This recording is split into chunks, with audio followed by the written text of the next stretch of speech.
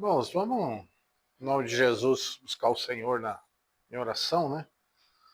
Porque nós dependemos muito do Senhor, do Espírito Santo, tanto para nos ensinar, para falar, para ensinar, para a gente guardar, né? Eu falo guardar com bom depósito do Espírito Santo. Então a gente precisa muito dele. Ele é o que vivifica, ele que nos ensina, nos guia a verdade. Sem ele a gente não tem nada espiritual, né? Só humano. Senhor, nós te bendizemos, te damos graças, Senhor. Somos seus discípulos, temos o desejo de aprender de ti, Senhor, aprender da tua palavra. O Senhor deixou escrito, Senhor, para que a gente possa agora abrir a tua palavra e prescrutar ela, Senhor, com a ajuda do teu Espírito Santo, Senhor. E nós sabemos que ela é muito profunda, Senhor. Ela é muito simples, mas ela é muito profunda.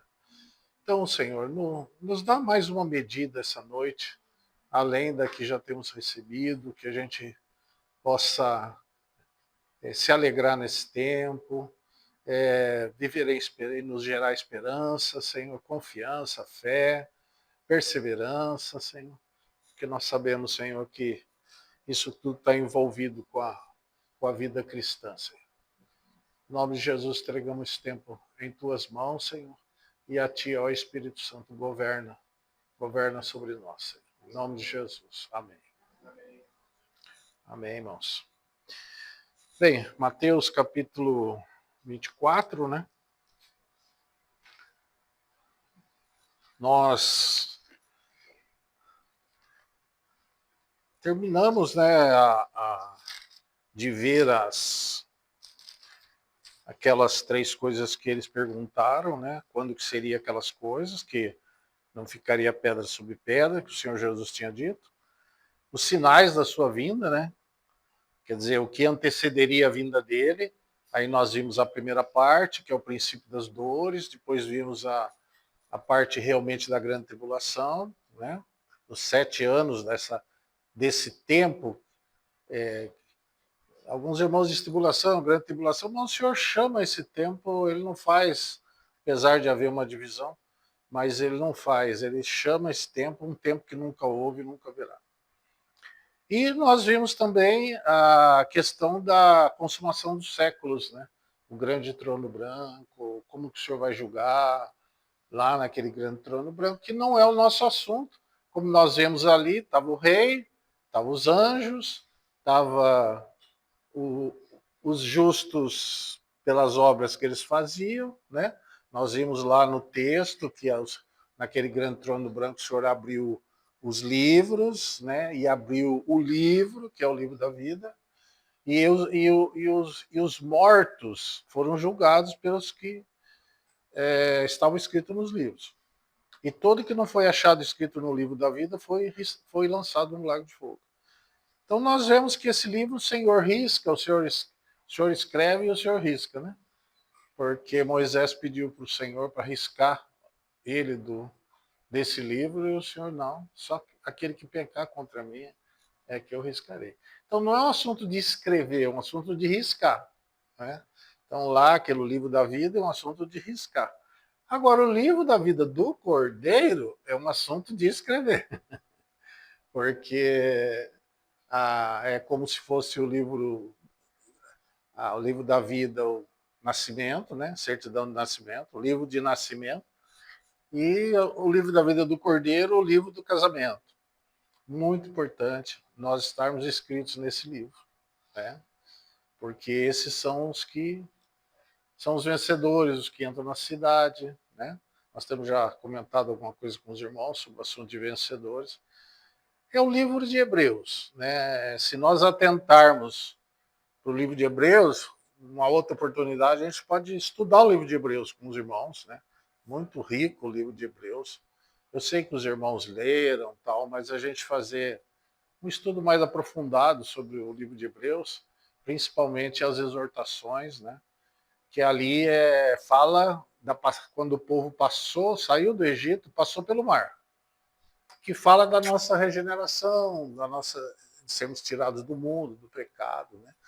E ali o deserto, o livro de Hebreus começa quando eles entraram no deserto e foram até a Nova Jerusalém. Porque no capítulo 12 termina com a Nova Jerusalém, né? A cidade de Deus vivo, a Jerusalém celestial. Então, nós já chegamos lá. E as exortações é para que não sejamos impedidos de entrar lá, né? Que você não caia no mesmo erro de desobediência que eles caíram, né? Não perseveraram, não consideraram o Senhor, o temor do Senhor, né? E ganharam as suas vidas, amaram mais as suas vidas, né, do que ao Senhor. E é todas essas exortações das Escrituras que principalmente o livro de Hebreus nos fala. Então, é muito importante, irmãos, porque agora nós vamos entrar nesse assunto e você pode ver que o Senhor, ele fala aqui, nessas 3 exortações que ele compartilha aqui, do mordomo, do servo, né? Ele fala das virgens, das 10 virgens e dos talentos. Tá? Então, tudo aqui está relacionado, tudo que ele está falando agora, como ele citou tudo que vai acontecer, agora ele vai começar a falar para nós, porque ele deseja que a gente esteja com ele naquele dia. Né? Não esteja de fora, como aquele que entrou lá na festa e não tinha vestes nupciais, né? Como as virgens aqui que ele vai falar, que ficaram de fora, né? Como servo infiel que tinha uma ideia errada do Senhor. E nós vamos notar algo muito importante aqui, muito importante nesses 3 assuntos. É algo muito importante, irmãos. Então, vamos começar aqui, que nós falamos sobre o assunto. Vamos a partir do verso 42. Nós lemos até o 41, né? Vamos ler até o verso 51 e eu vou comentar um pouquinho mais sobre as 10 virgens e os talentos, tá? Então vamos aqui. Esse é mais para considerar o assunto da vinda do Senhor, e aqui tem muito trabalho daqueles que estão no encargo, né, dos irmãos, a responsabilidade pelos irmãos. Né? Então vamos lá. Verso 42. Vigiai, pois, porque não sabeis a que hora há de vir o vosso Senhor. Mas considerai isso, se o pai de família soubesse a que vigília da noite havia de vir o ladrão, vigiaria e não deixaria minar a sua casa. Por isso estáis vós preparados também, porque o Filho do Homem há de vir a hora em que não penseis. Então, essa palavra, irmão, aqui, preparados. O Senhor usa essa palavra aqui no verso 44 e no verso capítulo 25.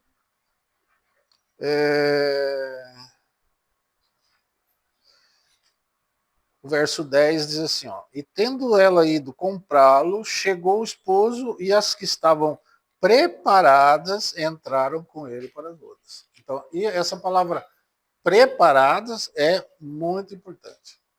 Né? Então, nós devemos estar preparados. E preparado é dentro da medida, né, que o Senhor deseja. E não é perfeição, não é nada dessas coisas, mas dentro da medida que o Senhor. Porque nós também não sabemos que o dia do Senhor pode vir para você antes do dia do Senhor. É a questão da morte física, né? A gente pode morrer antes. Então, quer dizer, naquele momento da morte ou da volta do Senhor, é a maneira como o Senhor vai te encontrar, né? Que nós vamos nos encontrar com o Senhor. Então, essa palavra é muito importante, irmãos, estarmos preparados, né? Então, com as nossas candeias acesas, ele usa essa expressão lá no capítulo 13 de Lucas. Vamos ver lá. Então, ele usa a palavra ladrão.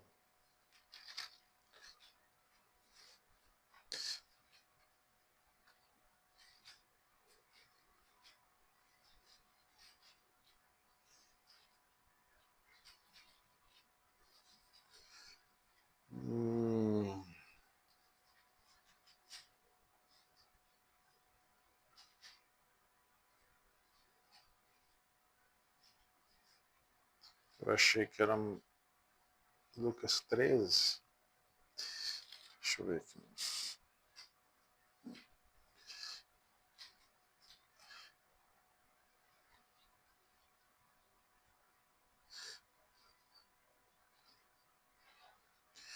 Capítulo 12, o verso 35 diz assim: ó,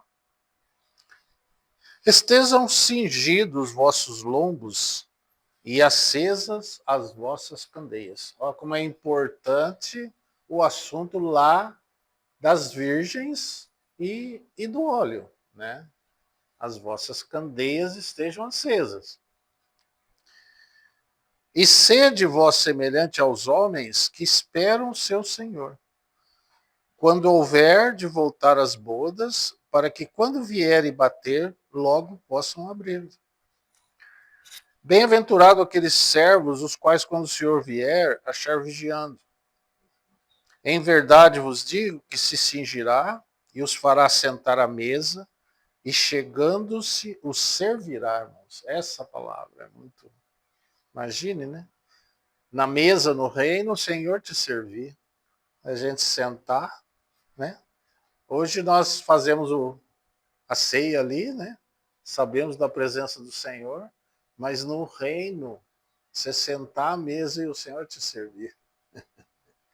É um cavalheiro, né? Para a esposa dele, ele vai servir. E se vier na segunda vigília, se vier na terceira vigília, e os achar assim, bem-aventurados são os tais servos. Sabei, porém, isto, que se o pai de família soubesse, tá vendo? É Lucas e Mateus. Eu quis ler aqui porque tem alguns detalhes aqui. A hora de advir o ladrão, vigiaria e não deixaria minar a sua casa. Portanto, estáis vós também preparados. De novo essa palavra. Preparados. Tá? Apercebidos. Porque virá o Filho do Homem a hora que não imagineis. Vamos voltar lá em Mateus 24. Então, o que o Senhor Jesus está dizendo, insistindo no ponto, como ele não sabe a hora, nem o dia, nem a hora, né? Ele sabe o tempo, mas não sabe o dia nem a hora. Então, a questão, ele faz uma comparação com o ladrão também. O ladrão também, a gente não sabe a hora que ele vem, né? Então, a gente tem que estar vigiando. A figura, né? A figura do ladrão é... O ladrão senão vem senão para roubar, matar e destruir. Alguns fazem comparação do Senhor como ladrão. O Senhor que é o ladrão, né? Como se ele vem buscar, roubar. A ideia, como nós tínhamos falado, daquele arrebatamento secreto, né? E ninguém vê. Não. Aqui ele está falando que é para nós vigiarmos, entendeu? Porque ele vem como ladrão para quem não está esperando, para quem não está preparado, para quem não está vigilante, né? Aí a pessoa não está, por isso que ele usa essa expressão ladrão, né? Porque a pessoa não está preparada, então aí vem de súbito, né? Vem de repente, uma hora que ele não está esperando. Você pode ver que o Senhor insiste nessa palavra. Então, irmãos, nós temos que dormir preparado, nós temos que acordar de manhã preparado, né? Estar durante o dia preparado. Então, nós temos que olhar muito a nossa caminhada, né? Como que nós temos vivido nesse mundo diante do Senhor, né? Então a palavra fala, não sejais insensatos, né? Então o que é a insensatez? Ou Jesus usa a palavra aqui para as virgens também, insensatas, né? Ou tolas. O que é, no que está a questão da insensatez? Porque a palavra santo é a palavra separado, né? Então nós temos que entender, você e eu, primeiro, nós já falamos sobre, não sei se foi aqui ou Paranavaí, que o seu nascimento não é uma obra do acaso, você é uma pessoa escolhida por Deus. Você não é uma obra do acaso, não, aconteceu lá, meu pai, minha mãe, não. Né? Claro que teu pai e tua mãe estavam lá, não estava nem pensando em você, mas o Senhor estava pensando em você. E você é uma pessoa escolhida por Deus. Por isso que cada ser humano nesse mundo, ele é responsável diante de Deus. Ele passa a ser responsável diante de Deus. Né? Então, lá no ventre da tua mãe, o Senhor já te separou, né? Para que Cristo fosse revelado a você. E o propósito eterno de Deus para sua vida. Qual é o propósito de Deus? Tá. Nós caímos em pecado. Nossos pais pecaram. Nós nascemos no pecado. Nascemos separados de Deus. O Senhor Jesus foi lá e pagou o que já era dele. Nós éramos dele, nós somos dele, somos de Deus. Mas ele foi lá e comprou, né? Com um bom preço. Nos comprou com preço de sangue.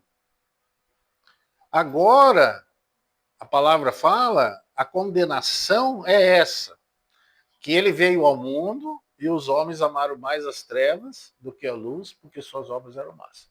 Então, o primeiro ponto é a pessoa negar o Senhor. Ela é do Senhor, o Senhor a comprou. Por isso que a palavra fala que no caso das pessoas rejeitarem a Jesus, é pisar o Filho de Deus, né?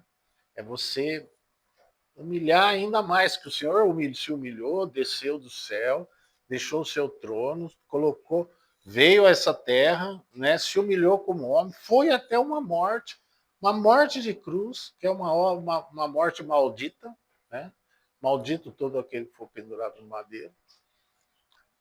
E agora o evangelho é proclamado da graça do Senhor, o Senhor oferece por graça, a pessoa não tem que pagar nada, não tem que fazer nada, e a pessoa rejeita. Mas o segundo ponto, ele é tão sério quanto, né? Porque nós fomos comprados por um bom preço, a palavra diz que nós fomos santificados pela obra de Jesus Cristo. Então, feitos santos, nós fomos comprados para Deus, somos de Deus, mas a gente não vive para o Senhor. Entende? A gente vive para nós mesmos. Esse é o segundo pecado sério diante do Senhor. Dos que não são dele, que não recebem a obra de salvação, e dos que são dele, mas não vivem para ele. Né? Que receberam o Senhor, mas não vivem para ele. Então, isso também para o Senhor é um pecado de rejeição. Né? E tudo para o santo, para o ímpio, tudo está na base da salvação. Receber o Senhor, crer no Evangelho. Receber.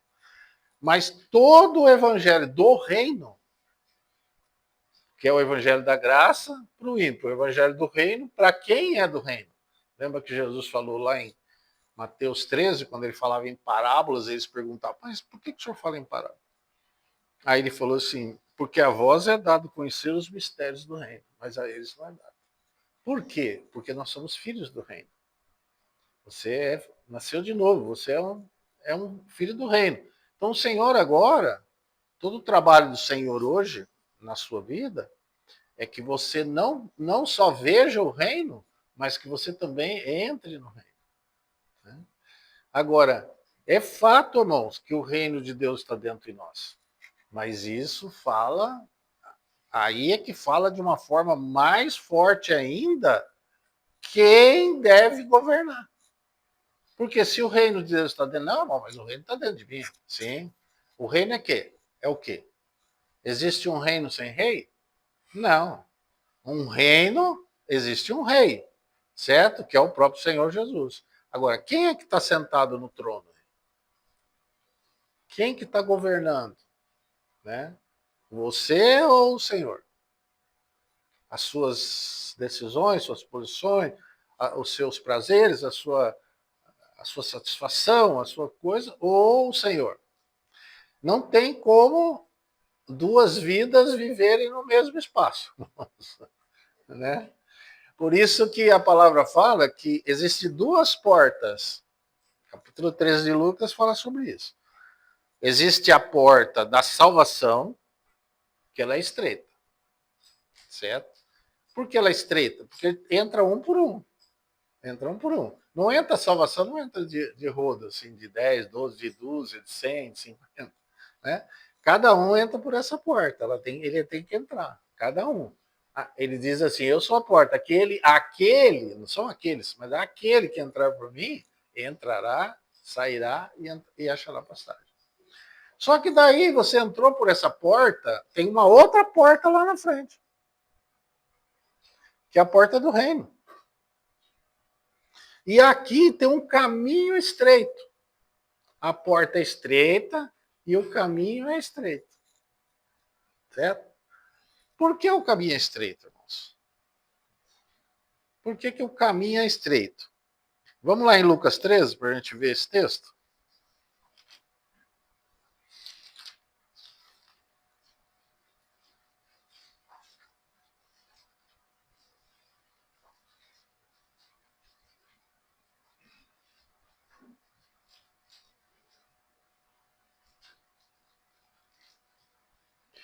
Aí no verso 23, ele fala assim, 13, 23. E disse, Senhor, são poucos os que se salvam? E ele lhes respondeu, esforçai-vos por entrar pela porta estreita. Então agora nós vamos ter que entender isso aqui, porque aqui ele não está falando da porta da salvação, tá? Essa porta da salvação não é por esforço. Essa porta da salvação é por graça, né? É um convite. Entra pela porta. Se você entrar, você vai achar pastagem. Só que aí você vai encontrar um caminho estreito. E você vai encontrar uma porta lá na frente, irmãos. É o que ele está dizendo aqui. Agora, aquela porta lá, você tem que se esforçar para entrar por ela. Por que você tem que se esforçar? Contra quem você tem que lutar? Né? Quem é o seu maior inimigo, na verdade? Não é o diabo. Não bota a culpa no diabo. Claro, ele é nosso inimigo, mas é só se você der brecha para ele. Porque a palavra diz assim: uma vez que você se sujeita a Deus, você resiste ao diabo e ele fugirá de vós. Né? Ele anda ao derredor, mas a palavra diz que o maligno não te toca. Então, você não é tocado pelo maligno. Pode ser oprimido pelo diabo, isso sim. Isso a gente precisa ter cuidado também. Porque se você começa a dar brecha, o inimigo começa a te oprimir. Né? Vai oprimindo, vai oprimindo. Então, a pressão, né? Opressão, ou oprimido, é uma pressão que o inimigo faz sobre a sua vida. Né? Então, mas ele não te possui, ele não pode fazer isso, mas ele pode te oprimir. E aí, irmãos, essa porta, você tem que se esforçar. Sabe por quê? Porque você tem que negar a você mesmo. Você tem que ir contra os seus desejos, você tem que ir contra a sua vontade, as coisas que você deseja. Por quê? Primeiramente, a nossa carne não se converte. Você tem que manter ela debaixo da cruz. A nossa carne não se converte. Nunca vai se converter. Toda a vida, né? A carne, inclusive, ela milita contra o espírito. A vida dos irmãos que têm o espírito. Quem não tem o espírito, a carne é que comanda, que governa. Né? E a alma, nossa alma, irmãos, ela é doente. Nós temos que entender isso. Nossa alma é cheia de inquietação, é cheia de doença, nós somos doentes. na nossa alma. Nós éramos doentes em tudo. Lembra do texto de Isaías que ele fala? Desde a planta do pé até a cabeça não tem coisa sã. Não tem. O coração está enfermo, a mente está fraca, ou o coração está fraco, a mente está enferma. Não tem, só tem chagas podres, não amolecida com óleo. É assim, irmãos, que nós somos doentes. Tanto é que o Senhor, quando ele morreu por nós, ele levou sobre si as nossas dores e enfermidades.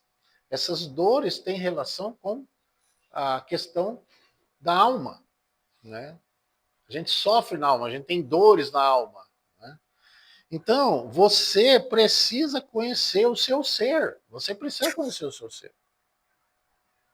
Você não pode afagar o seu ser. Entendeu?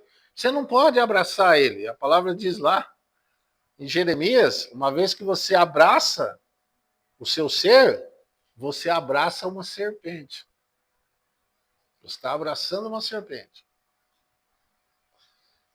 Você está chocando ovos de serpente. Essa é a palavra correta. Se a pessoa chocar o ovo de serpente ali, você está chocando ela, para elas nascerem, né? Irmãos, então você precisa conhecer o seu ser. Na obra do Senhor, ele fez uma obra no seu espírito. A sua alma é doente. Ela precisa ser salva. Um trabalho do Senhor hoje na sua vida é santificação. É salvar a sua alma. Alma parte, não é alma pessoa. A sua parte, a parte que você tem. Corpo, alma e espírito. A alma é onde estão os seus sentimentos, a sua vontade, as suas emoções e todas essas coisas, né? A maioria das pessoas tem médico da alma, que é os psicólogos, é médico da alma. Só que não cura. A única coisa realmente que nos salva é a palavra de Deus. E você ouvir a palavra e praticar. Você ouvir, receber e seguir aquilo que fala as obras do corpo ser mortificadas pelo Espírito. O Espírito é que mortifica essas coisas em nós, né? É ele que vai nos transformando de glória em glória na sua imagem. E esse assunto é muito importante, irmãos. Então, por que tem que se esforçar? Porque você tem que dizer não para você mesmo, né? E aí ele vai dizer o seguinte: aqui não é a questão do pecado em si, irmãos. Nós temos que entender isso. Depois, se não der para nós terminar, nós vamos. Mas vamos para Tiago, que você vai entender uma coisa aqui muito importante nesse processo. Tiago, capítulo 1. Nós vamos voltar em Lucas 13. Tiago, capítulo 1.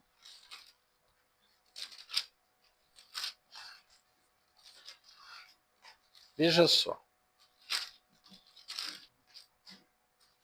Depois de Hebreus.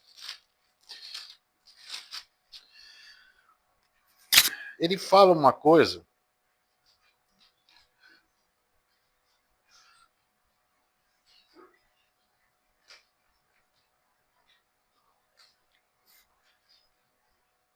A sua vida é muito atribulada. A sua vida é muito atribulada, né? E você está no processo mais apurado do Senhor para trabalhar com a sua alma.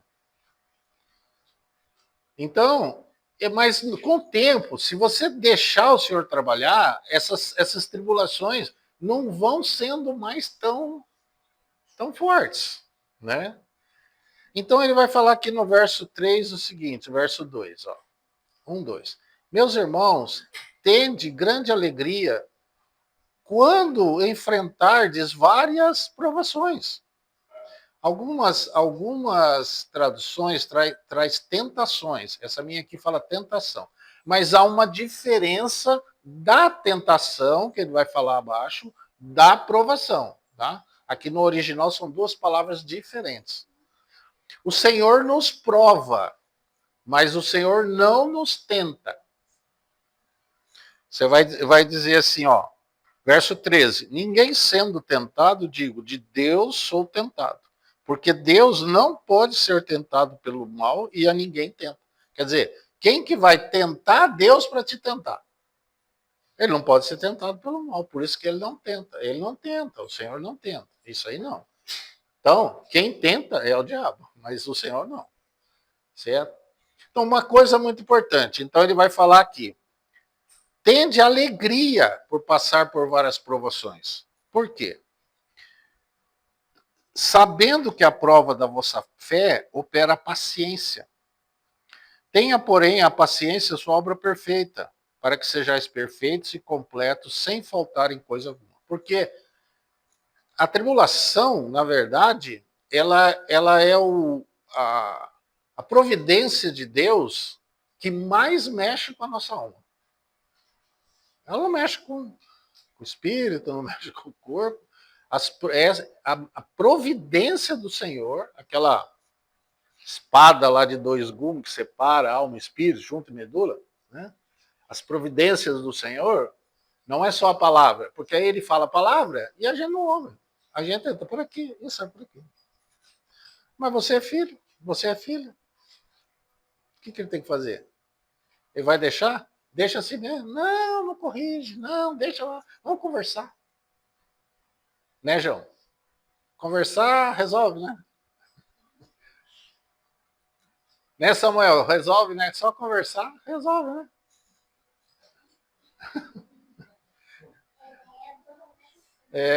Que bom que fosse, né? Que nós fôssemos obedientes, todos nós. Vocês aos pais e nós ao Senhor. Não adianta só falar, irmão. Só que depois a gente vai ficando esperto. Quem é esperto vai ficando esperto. O senhor fala e a gente atenta. Eu não quero mais entrar na vara, não. Né? Aí essa a gente vai aprendendo. Como fala lá em Hebreus 12, né? Que nós somos corrigidos, irmão, para sermos participantes da sua santidade. E ele nos trata como filhos, não como bastardo. Você não é um bastardo, você é um filho. Então você não fica sem correção, meu irmão, minha irmã. O Senhor não vai te largar. Não adianta. Não adianta. Você pode se rebelar, você pode se espernear até o último dia. Né? Mas o Senhor não vai te largar, porque Ele ama. O amor, ele supera, ele cobra uma multidão de pecados. Né? O amor do Senhor, ele não deixa ele largar nós, né? Não vai largar. Então, essas são as providências do Senhor. Aí, se você está sendo muito atribulado, é porque, na verdade, você está sendo bem rebelde. Então, o Senhor precisa tratar com você de uma forma mais pontual. Né? Não adianta, irmãos, isso aqui é matemática. Esses dias nós estávamos lá, aí ela pegou e falou assim, ó, meu Jesus amado, a gente tem que ter muita paciência. Eu não sei se ela tem do trabalho, não sei o que lá. Eu falei para ela, pede paciência para Deus. Não, não peço, eu não peço, paciência para Deus, eu não peço. Não, eu já sei como é que é.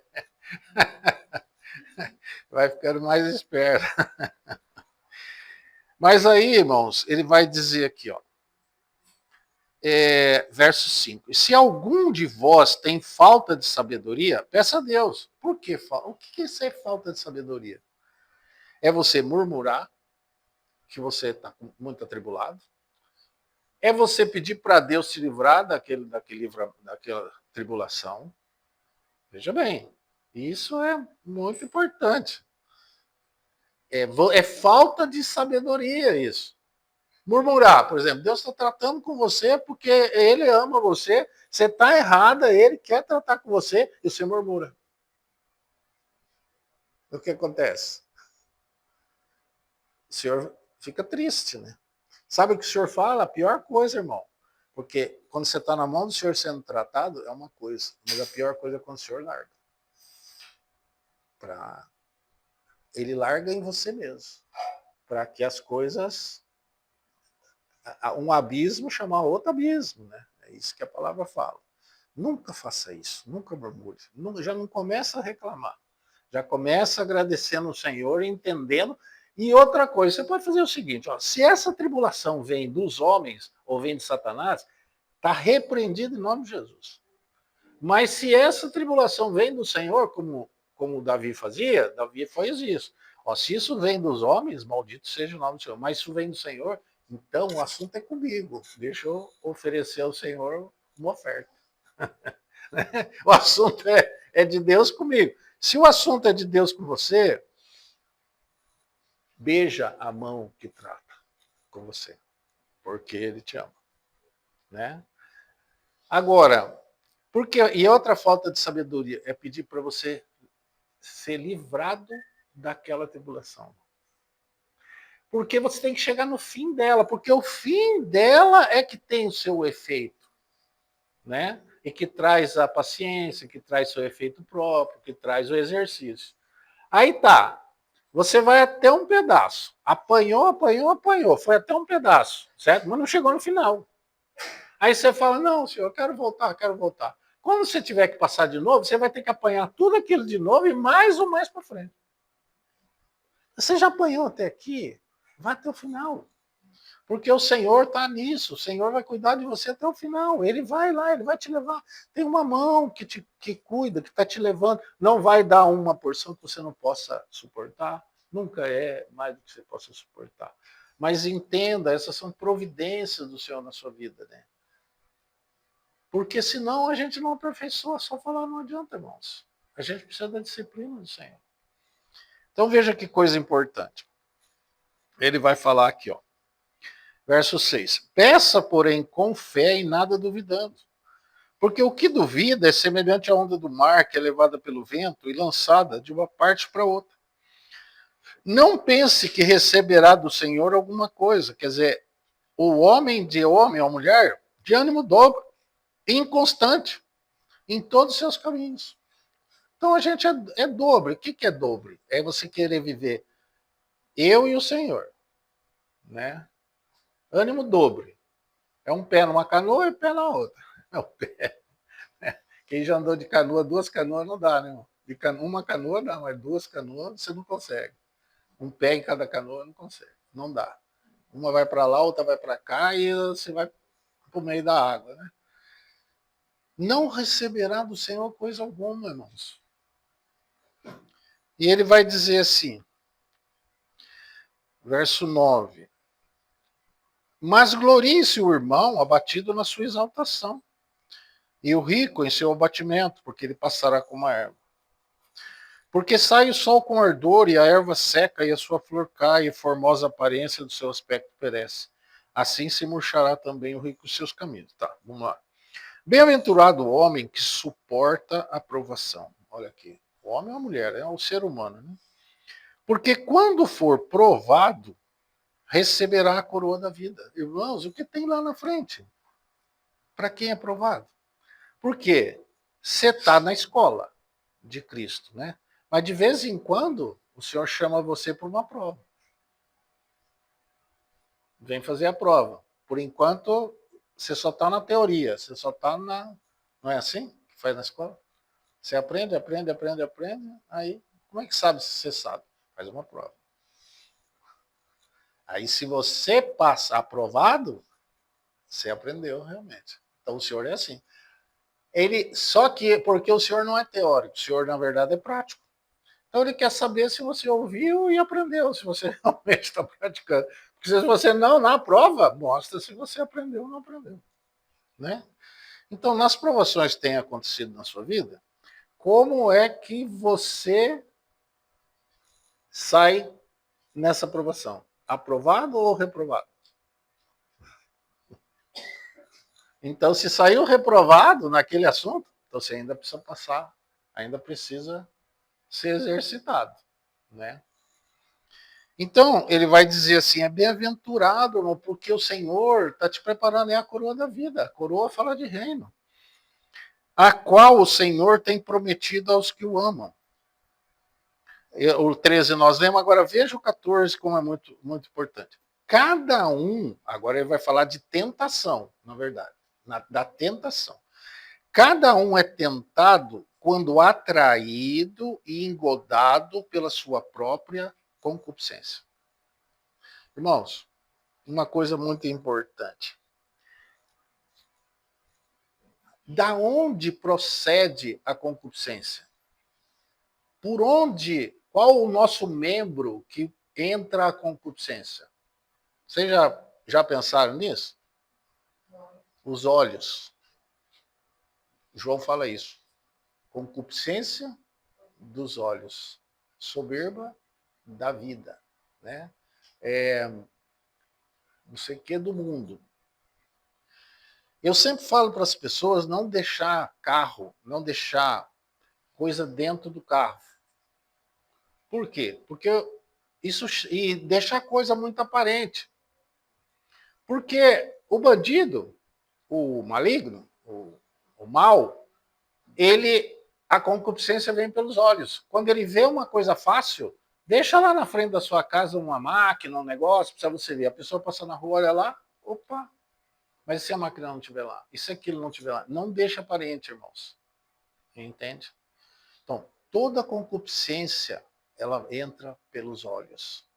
Então, cuidado com o que você põe nos seus olhos. Porque toda concupiscência, a tentação, ela entra pelos olhos. Né?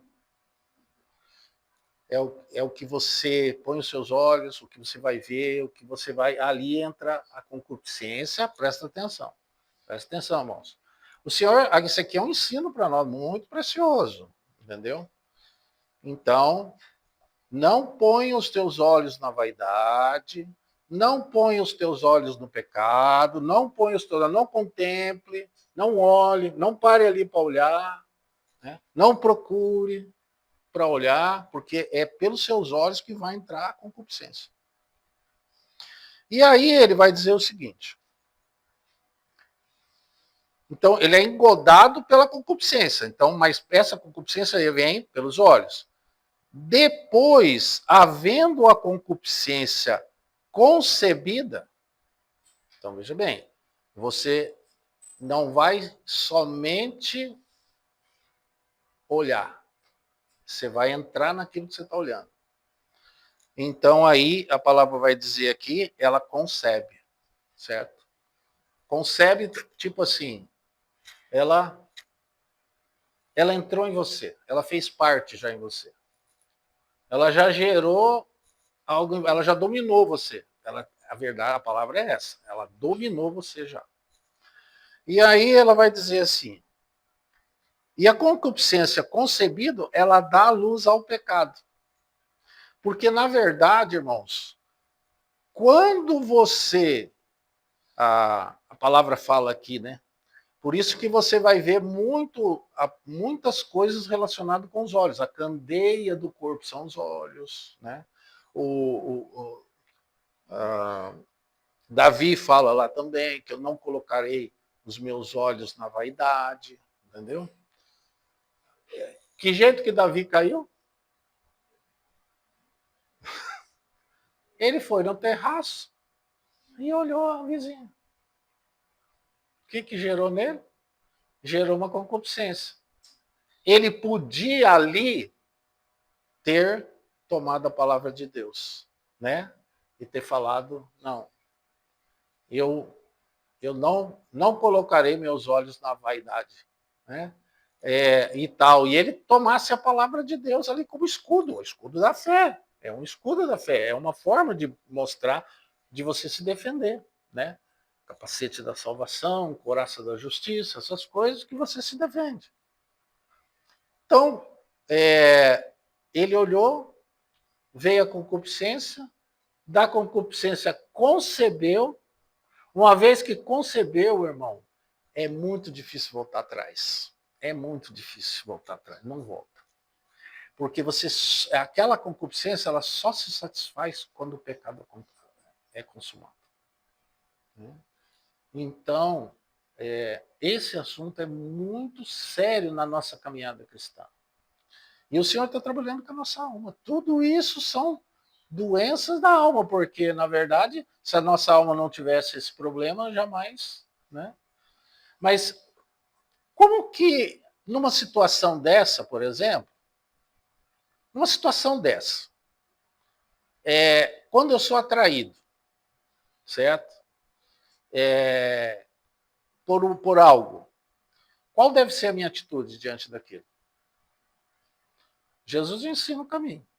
Né? Negue-se a si mesmo, tome cada dia a sua cruz e me siga. Você tem que dizer não. Você tem que dizer não. Não entra por aí. Não entra, irmãos. Porque se você entrar, você vai até o final. Né? Não deixa conceber. Uma vez que concebe, então, assim deve ser a nossa caminhada cristã. É um ensino que o Senhor está dizendo aqui. Não reis, ele fala aqui, meus amados irmãos. Isso é um erro. Então, voltando lá em Lucas 13,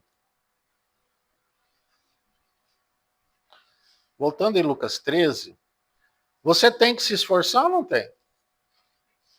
Lógico, meus irmãos. Cada dia, todo dia você está enfrentando essas coisas. Entende? Você está enfrentando, certo? O Senhor ensina, vamos lá, depois nós vamos lá. Mas o Senhor diz aqui, esforçai-vos, verso 24, para entrar pela porta estreita, porque eu vos digo que muitos procurarão entrar e não poderão. Tá vendo? Muitos vão querer entrar. Claro. Eu pergunto para você, você pega qualquer irmão, mesmo aqueles que estão vivendo aí de qualquer maneira. Você pergunta para ele, você quer entrar no reino? Você quer participar lá junto na mesa do Senhor? Todos querem, irmão. Quem não quer? Tanto é que muitos vão reclamar para o Senhor lá naquele dia. Mas, Senhor, nós não profetizamos em teu nome, não fizemos muitas maravilhas, não expulsamos demônio. E eu lhe direi claramente, nunca vos conheci. Não é que, na verdade, eles chamavam, ninguém pode dizer que Jesus é Senhor, senão pelo Espírito. Então ali você vai ver que todos eles usam a mesma expressão, Senhor, Senhor, né? Então, mas é diante do Senhor, naquele dia, o Senhor fala, naquele dia. Muitos me dirão, naquele dia, no dia em que os justos, a casa de Deus, vão ser julgados no tribunal de Cristo.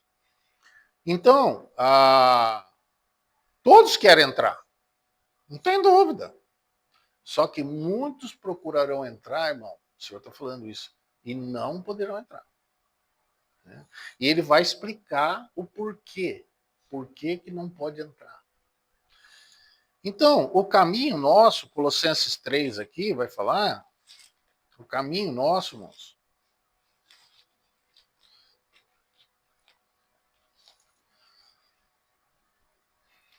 qual que é o caminho? Primeiro ele pergunta se nós já morremos com Cristo. Então é a primeira pergunta, certo?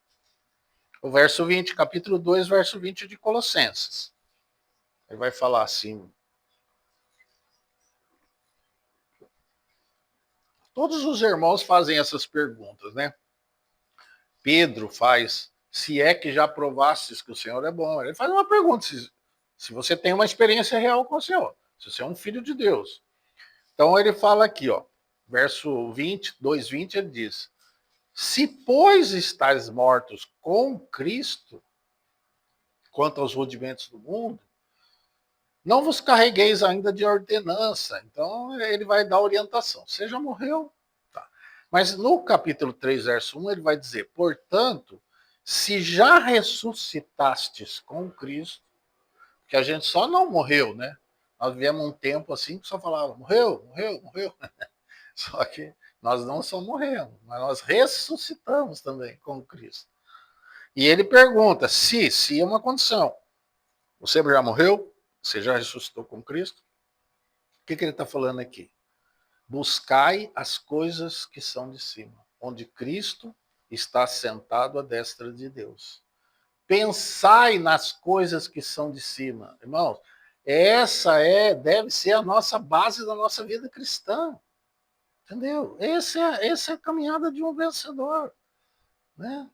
Agora a gente vê lá, Jesus fala algo ali que é muito importante para nós. Se tem muitos que vão querer entrar e não vão poder, nós temos que saber o porquê disso e temos que ter cuidado para que a gente não caia no mesmo erro de desobediência que eles caíram lá, para que a gente não caia no erro deles. Né?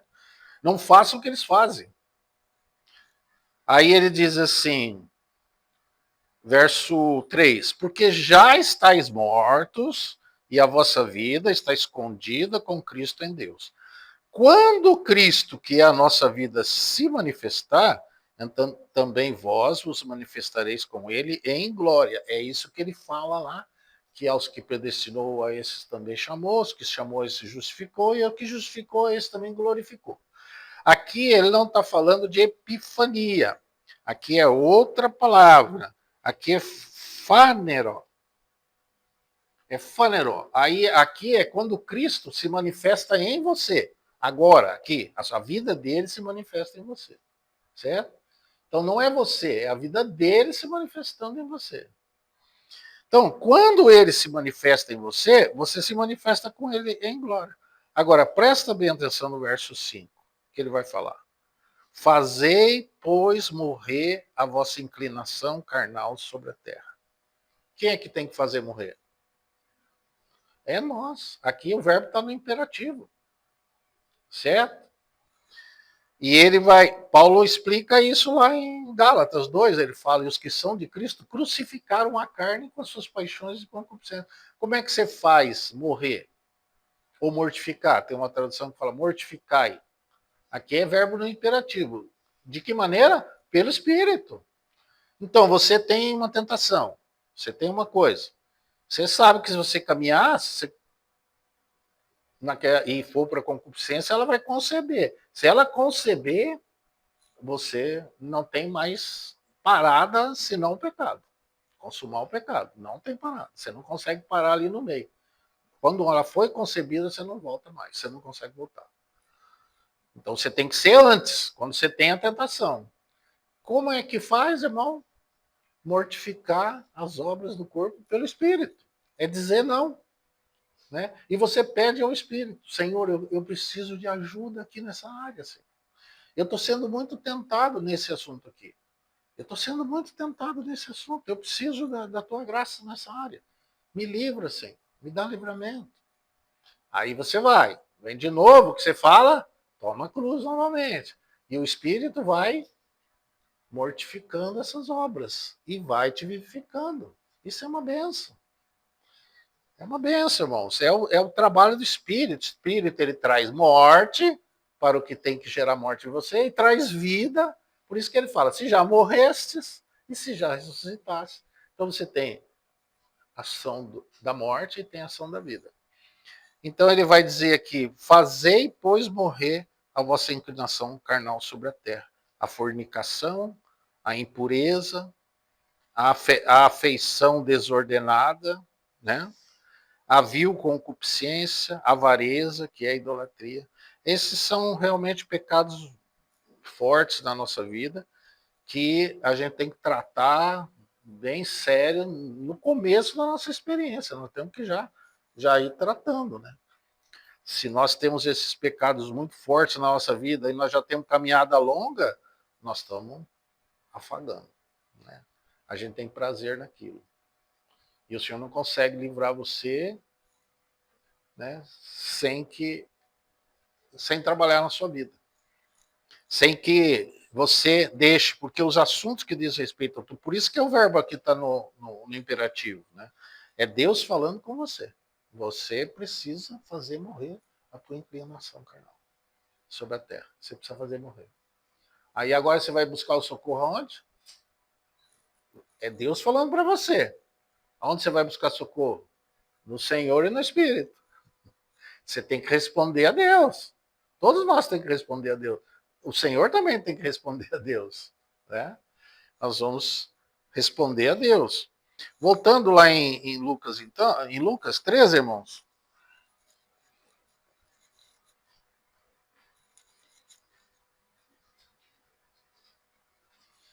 Que bom. Não vamos conseguir entrar, mas glória a Deus. Importante, irmãos, importante. A gente pode ter um pensamento, mas nós temos que andar aqui no que o Espírito quer ministrar aos nossos corações. Não adianta. Não adianta. E às vezes o Senhor pode estar falando com um de nós e nós estamos suportando o que você está falando para um, para outro, né? E a gente falar amém. Se você está compreendendo isso, já tem sido realidade na sua vida, amém, né? Glória a Deus. Né? Mas o Senhor sempre está falando. Lembra que ele fala primeiro, depois ele vem com as providências. Se a gente ouve e obedece, né? Lembra as crianças. Então, irmãos, veja bem, voltando lá no capítulo 13, aí ele vai falar, falando no verso 24, esforçai-vos, irmãos, para entrar pela porta estreita. É a porta do reino, é lá na frente, tá? Não é essa porta aqui. Essa aqui você não se esforçou para entrar, não. Isso aqui foi graça. O Senhor que te chamou. Mas aquela porta lá na frente do reino. Veja o que ele vai falar. Ele vai relacionar essa palavra com o reino lá. E ele vai dizer assim, ó. Quando o pai de família se levantar e cerrar a porta, quem é o pai de família? É Deus, certo? Aqui você vai, lembra que o pai de família também é o que preparou bodas para o seu filho. É o mesmo pai, é o mesmo, certo? Então aqui o pai de família que ele está falando aqui é o pai da família de Deus, né? Então esse está falando de Deus mesmo. Ele se levantar e cerrar a porta e começar de fora a bater a porta dizendo: aqui são filhos. O pai de família fechando a porta para quem? Para a família, o filho. E dizendo assim: o Senhor, irmãos, a salvação tua nunca será tirada.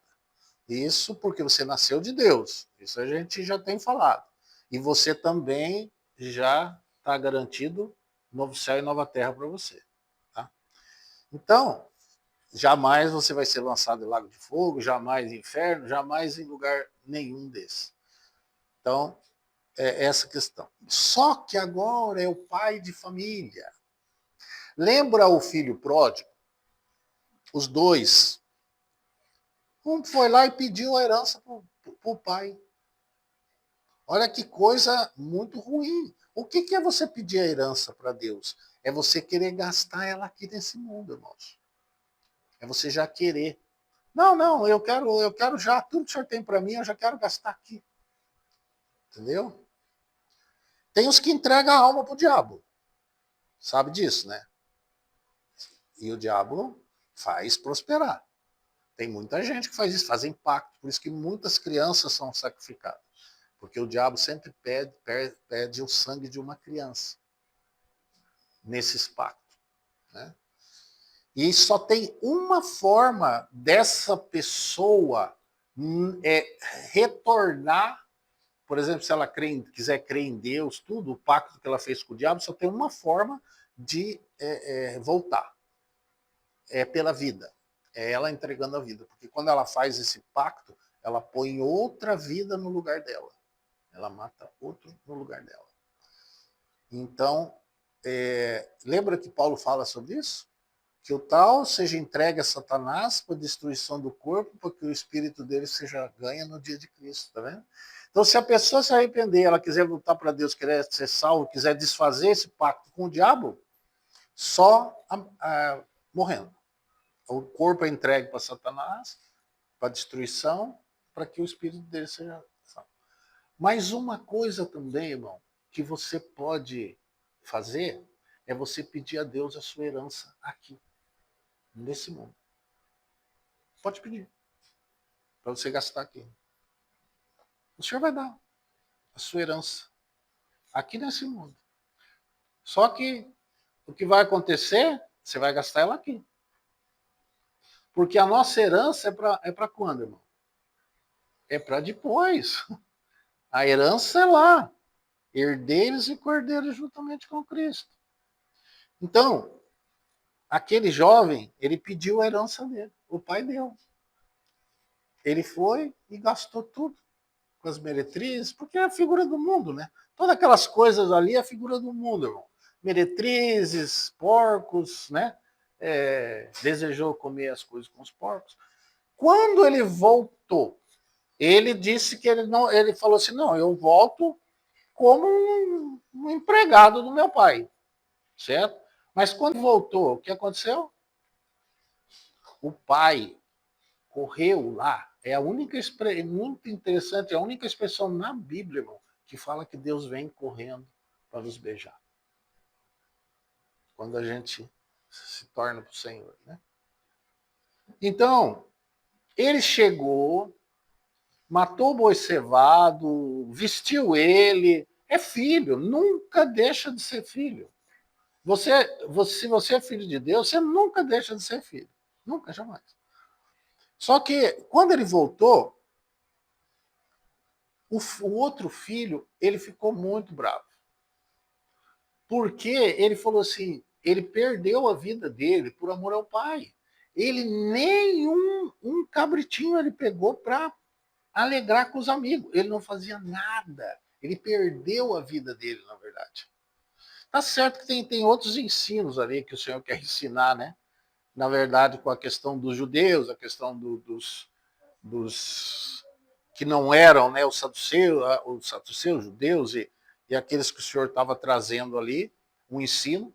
Mas, irmãos, o ensino do Senhor, ele vai em muitos aspectos. E aí, o que aquilo nos ensina? Vamos dizer que você vive a sua vida para o Senhor, você perdeu a sua vida. Você não sai aí nem para regozijar com um amigo. Você não pega nem um cabritinho para você regozijar com um amigo. E vive para o Senhor. Você não anda em obediência em tudo, tá? Aí vai o outro irmão que gasta tudo, abusa nesse mundo e faz as coisas e tal. Ele volta. Aí você vê Deus abraçando ele, beijando, fazendo festa e tal. O que você vai pensar? Mas o que adianta eu perder minha vida então? Sendo que se o outro lá, ele fez tudo isso e o pai dando a mesma coisa, você pode pensar assim. Foi isso que ele pensou. O pai, o que o pai veio e falou para ele? Não.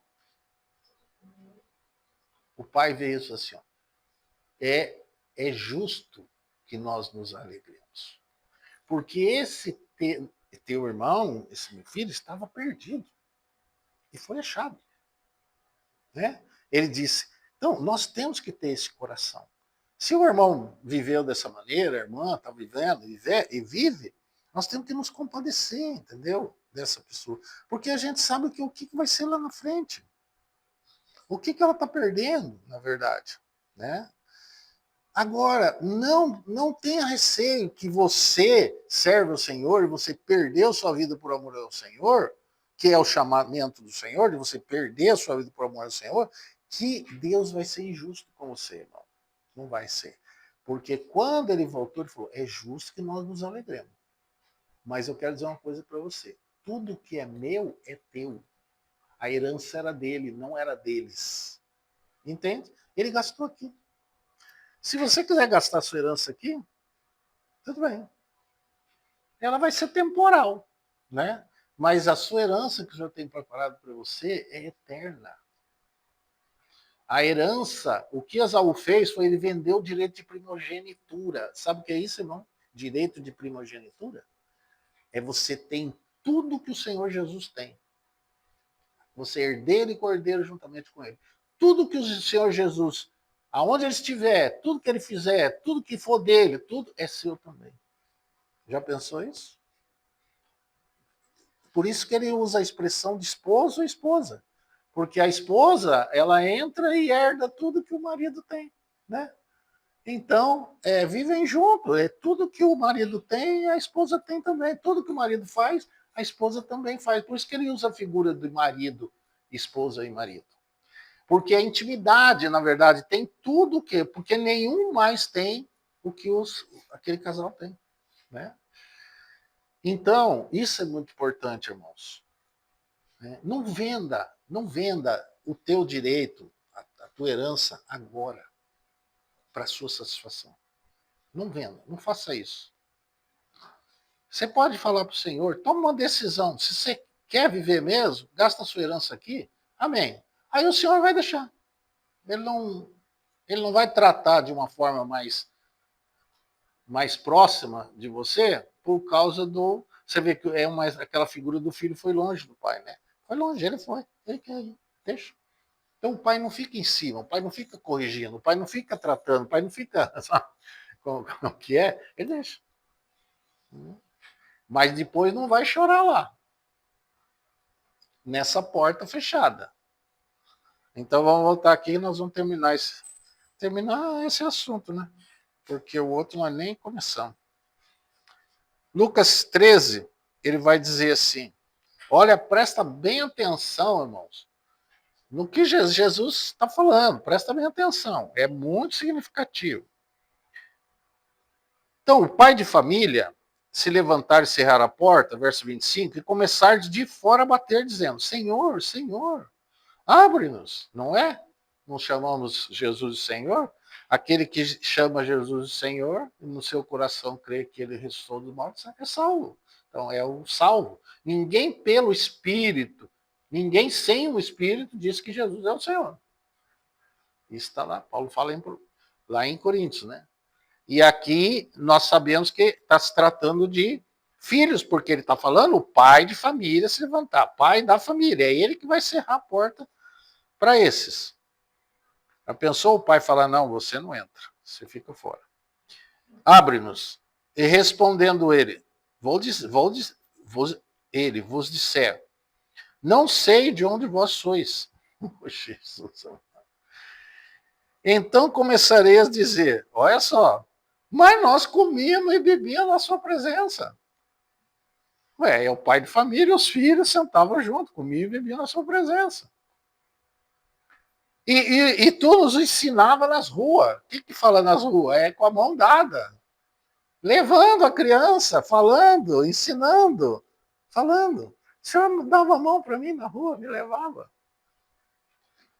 Mas aqui tem um outro significado também, irmãos.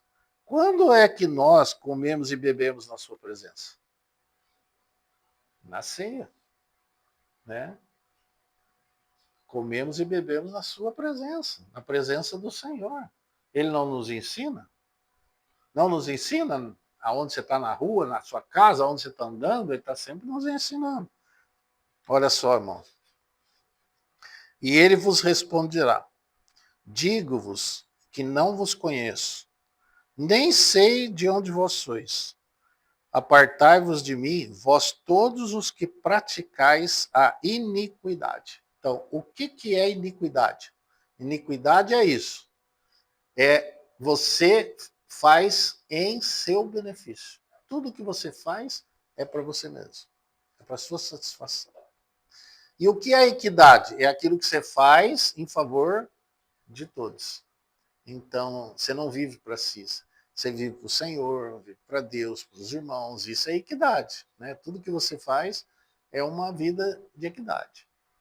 É porque, na verdade, o Senhor, o Pai, o Filho e o Espírito vivem dessa maneira, irmãos. Ninguém vive para si. Nenhum deles vive para si. Né? Todos vivem em comum.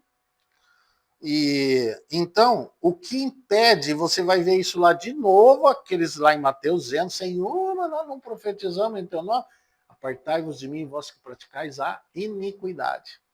Aqui ele usa essa expressão, não vos conheço, irmãos. Não é que ele não conhece, não é o seu conhecimento de onisciência. Aqui é relacionamento, vida relacional. Quer dizer, você ouviu ao Senhor, você atentou para o Senhor, você obedeceu ao Senhor, você andou com o Senhor, você clamou ao Senhor, você orou ao Senhor, você obedeceu ao Senhor. Então, é uma vida de relacionamento. Ele usa muito essa expressão, não vos conheço. Parece, ué, mas não conhece? Ele não conhece um filho? Conhece. O que ele está dizendo aqui é que uma pessoa que vive para si, na verdade, você conhece aquela pessoa? Você acaba conhecendo aquela pessoa? Não. Não conhece. A pessoa que vive para si, você não conhece. Quando a pessoa ela não vive para si, ela vive para o outro, ela abre seu coração, ela é um relacionamento, né? É uma troca de relacionamento. Então, quando você vive para si, né? Nunca você abre para aquela outra pessoa. Nunca vai abrir. Você não tem comunhão com ela, você não tem, você tem, pode ter um relacionamento, vamos dizer assim, como um relacionamento de dia a dia, das coisas, de trabalho, né? Mas não de intimidade, não de vida íntima. A pessoa não se entrega, na verdade. Né? Ela não se entrega. Ela só vive para si. E eu falo uma coisa assim, irmão, que a pessoa que vive dessa maneira, nunca ela vai ficar satisfeita. Você pode fazer tudo o que quiser para ela, ela nunca vai ficar satisfeita. Entende? Agora, a pessoa que dá, o pouco que ela dá, ela já fica feliz. É muito interessante isso. A pessoa só quer a sanguessuga, né, que a Bíblia chama, né? Dá o exemplo. Me dá, me dá, me dá, me dá, me dá. A pessoa só quer para ela, você nunca vai satisfazer ela, irmão. Pode fazer o que você quiser, nunca vai satisfazer. Ela sempre vai achar que você tem que fazer mais. Mas quando a pessoa dá, o pouco que ela dá, entende? Ela fica feliz. E quando você faz para o Senhor, é melhor ainda. Porque você não precisa reconhecimento, não precisa resposta, que a pessoa não precisa dar nada em troca, entendeu? Você faz para o Senhor, faz diante do Senhor. O Senhor está olhando, o Senhor está vendo, o Senhor está te conhecendo ali. Irmãos, isso é muito importante. E aí ele vai dizer aqui, ó. Veja o verso 28. Ali haverá choro e ranger de dentes quando virdes Abraão, Isaque e Jacó, e todos os profetas no reino de Deus, e vós lançados fora. O que ele está falando? Do reino, irmãos, daquele reino que está vindo aí, certo? Ele está dizendo aqui, na mesa, juntamente com o Senhor, reinando com o Senhor. É lá que está o nosso tesouro, é lá que está a nossa herança, lá está todas essas coisas. O que você perde aqui, você ganha lá em dobro. Lembra que Jesus fala sobre isso? Se você se aborrecer pai, mãe, por amor de mim, você já vai ganhar 100 vezes mais do que isso e por fim a vida eterna. Então, a promessa, hoje o que você perde é pouquinho, né? Mas o que você ganha é muito depois. E ele vai dizer assim, ó, e virão do Oriente, do Ocidente, do Norte, do Sul, e assentar-se-ão à mesa no reino. E eis que derradeiros serão os primeiros. Então ele está falando aqui, Ocidente, olhando do mundo inteiro, né? Todos os irmãos que vão se assentar juntamente com o Senhor, que virão de todas as terras, de todos os lugares. Né? Então, irmãos, nós começamos esse assunto, mas por que eu creio que o Senhor nos conduziu dessa maneira? Porque nós temos que entender como é o processo, esse processo, entende? De nós estarmos preparados. Agora veja bem, o Senhor volta e você está em você mesmo, na tua iniquidade, vivendo para você, fazendo tuas coisas, né? Em desacordo com o Senhor, em desacordo com a palavra, em desacordo com as coisas, quer dizer, vivendo de qualquer maneira, né? Então é isso que o Senhor quer dizer. Então, quando ele fala vigiar, nós temos que vigiar quando? Até a hora que a gente dorme, a palavra assim, eu durmo, mas meu coração vigia, meu coração vela. Ó, que legal, né? Que bom. Isso leva a gente também a ter sonhos mais tranquilos. Ter sonhos mais tranquilos, né? Graças a Deus, irmãos. Vamos orar. Senhor, nós te bendizemos, te damos graças, Senhor, por esse tempo. E a tua palavra é maravilhosa, Senhor. É maravilhosa. Quando o Senhor vai nos ensinando, vai nos falando, Senhor, como funcionam as coisas, é muito importante para nós, Senhor, para que a gente não seja, como nós vamos ver depois, aquelas virgens sensatas, que achava que só a salvação para elas bastava, não precisava de mais nada. Senhor, é verdade, a salvação nos dá a graça de vivermos eternamente. Mas o Senhor tem mais do que isso. O Senhor tem um reino. Que o Senhor começou do zero. O Senhor começou como homem. O Senhor não era rei. O Senhor era homem. E o Senhor venceu. E o Pai lhe deu uma coroa. Ele deu um reino. Porque o Senhor venceu. E o Senhor agora nos chama a ser vencedores. Para que nós também possamos alcançar. E não é possível, porque o Senhor foi muito mais difícil, Senhor. Muito mais difícil. Para nós é muito mais fácil. O Senhor disse que o jugo que o Senhor colocou sobre nós é leve. Nosso fardo é suave, quando nós nos colocamos juntamente contigo para aprender de ti, Senhor. Agora, Senhor, o Senhor tomou um fardo mesmo. O Senhor, sim, Senhor, levou um jugo muito, muito pesado, Senhor. Mas hoje o Senhor tem esse reino. O Senhor chama-nos também para que nós também sejamos vencedores e nós assentemos contigo no teu reino, Senhor. Mas o Senhor não pode dar para quem é negligente, para quem quer viver para si, para quem anda em pecado, para quem negligencia tuas coisas. Como o Senhor diz em Hebreus, nós temos que atentar com mais diligência para as coisas que nós temos ouvido, para que em tempo algum a gente se desvie delas. Então isso mostra que nós estamos praticando a tua palavra. Nós estamos praticando, não só ouvindo, mas praticando, para que a gente não desvie delas. Glória a teu nome, Senhor. Obrigado por esse tempo, que essa palavra realmente, Senhor, venha trabalhar em cada um de nós, Senhor, porque ela é a verdade. Ela é a verdade, ela é a verdade, porque é o Senhor que fala e é o Senhor que vai julgar. Então o Senhor julga segundo a tua palavra, Senhor. Mas eu nem peço que o Senhor nos ajudar, porque o Senhor já tem nos ajudado. Até aqui tem nos ajudado, Senhor. E o Senhor também nos deu o ajudador, que está conosco, estará conosco para sempre. Eu bendito o Espírito Santo. Glória a teu nome, Senhor. Em nome de Jesus te agradecemos. Amém. Amém.